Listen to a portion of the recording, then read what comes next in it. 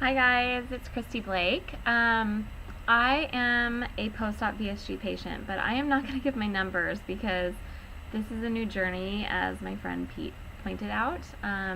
So if you're interested, I'll post them below and you can check out my whole history of numbers and all that. But this is my end of week 1 keto video, and I know I've been making a ton of videos lately, so I'm sorry for that, but I just am learning so much and I'm trying to document it for myself.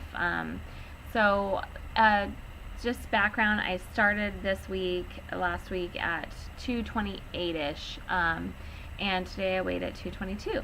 So I've lost 6 pounds this week. I know, as I talked about in my previous video, probably most of that is water weight, but I did show ketones in my blood this morning, or in my pee, whatever. There's these pee sticks that you can pee on, and I just wanted to talk a little bit about the challenges I've been having this week and just some resources and things like that. So instead of wasting time with all those VSG stats, let's get on to the new journey and all of that information. So last week I talked about the paleo versus keto, and I wanted to give a little more information about keto, and then I'll go into resources and how I'm feeling and what I'm eating and all of that. So basically, if you're going to be on the keto plan and you were a VSG or bariatric surgery patient, take everything you know and throw it out the window. And as I said before, this is not for newbies. This is for regain or other things that you're dealing with. Ketones are another energy fuel for your body. Right now, you eat carbs and your body makes glucose. And also, if you are eating a lot of protein, your protein and excess of protein can also be turned into glucose if there's too much. So those are what your body is currently using for energy, and what I am doing is fueling my body with fat so that it creates ketones instead of glucose. And then that is a way to train your brain and your body to burn ketones, and your fat, which is basically, ketones are like an energy body, and basically what you're doing is making it so that it burns the fat in your body instead of the glucose.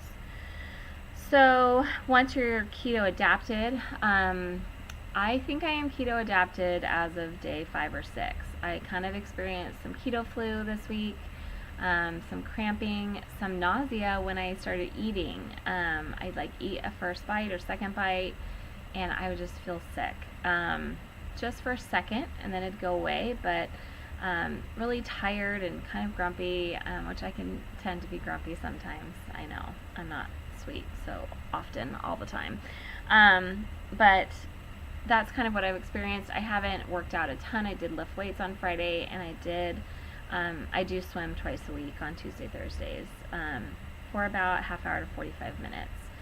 Not heavy, super laps for 45 minutes, but I do laps, and then I do some other kicking and stuff like that. So that's kind of my exercise routine. I will keep that up at least 2 days a week, and lifting weights minimally. Yeah, I know it's weird. That's what I said. Take everything you know, put it out the window. You know what the other thing is I've actually done? I've actually stopped drinking protein shakes. I know, it's crazy.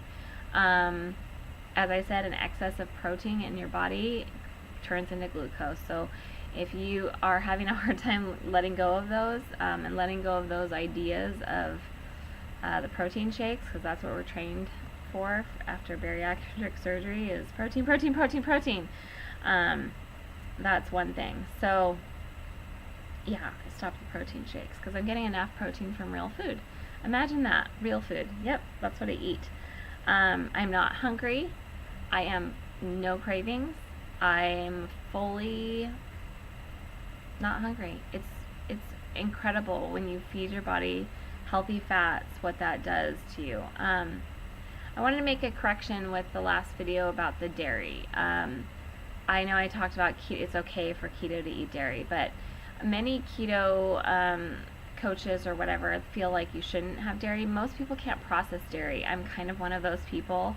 I have had some cheese here and there if I've needed it or part of a meal, but I won't sit down, have milk. I won't sit down and have cream. I did make some keto bombs and I used cream cheese.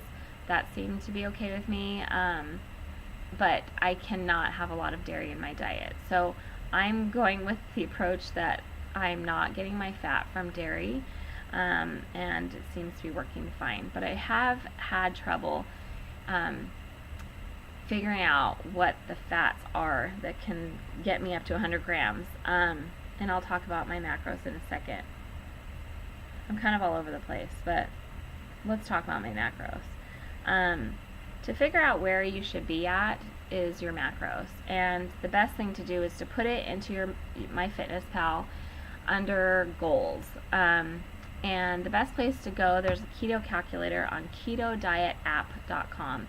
You can put in your height, your weight, your age, how much you work out, and your fat measurement, which I kind of had to guess. But I know that during all of my appointments with my doctors over the last 3 years that my fat has always been high, higher than most. And so I just store a lot of fat on my body, which is right. I'm really excited for this. And I also am diabetic prone. So I was pre-diabetic before surgery. My father passed away from diabetes, and that's why I'm really excited for this lifestyle, because I feel like it's very conducive to my family history and the way I have been created, really. So back to the Keto Diet app, figure out your macros, put in all your statistics, and then go to MyFitnessPal and put it into your goals. Under nutrition goals, calorie and macronutrient goals. And you can put in your calories, you can put in your carbs. Alright, it's a little blurry. Calories, carbs, protein, and fat. And you can just type that in. So right now I'm at 5% carbs, which is around 18 grams on a 1,400 calorie diet, which is lower than most of the people. They follow, anywhere from 1,600, 1,800, 2,000, 2,500.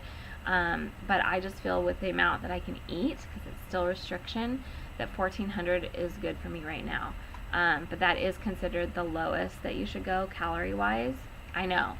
Imagine that. Take your 800, 1,000, 1,100 calorie and throw it out the window. This is all new, people. So I've got 5% carbs, 25% protein, which is 88 grams, and then 70 grams of fat, 70% of fat, which is 109 grams. So I'm staying under. Those things can go up or down, up or down 10 grams. So I can be under 30 grams. Now, this girl that I've been watching, few of my favorite resources are Keto Diet app has great recipes for fat bombs. Those are great if you need to pop some fat at the end of the night, which I had to do last night. I just did not have enough fat. And then Ketogenic Girl, she also has some great resources as well. And then Healthful Pursuit is my favorite. She's got a ton of videos. These are the people that I've been watching this week. Incredibly knowledgeable and really shed a light on what the keto diet's about. And I needed that to move forward and to correct some of the things that I was doing wrong in the beginning, like the dairy and different things. So, and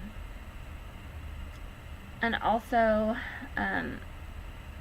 I love that somebody talked about last night that I was watching, the benefits that for Alzheimer's, epilepsy, or cancer, keto is the very best diet that you can have. So that was really interesting to me.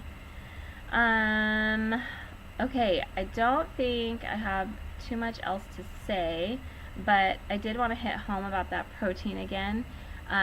Most of your organs in your body do not need protein to burn or to use as fuel.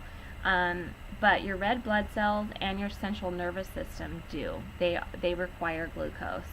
But I just want you to know that glucose is actually, if you had a zero carb diet, glucose is still naturally produced for those organs. So you actually don't have to worry about that.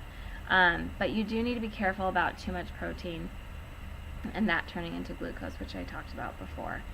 And then no anaerobic exercise should be done, only aerobic, because you are going to need too much fuel to burn. So again, take those workout all that workout information and just throw that out the window too.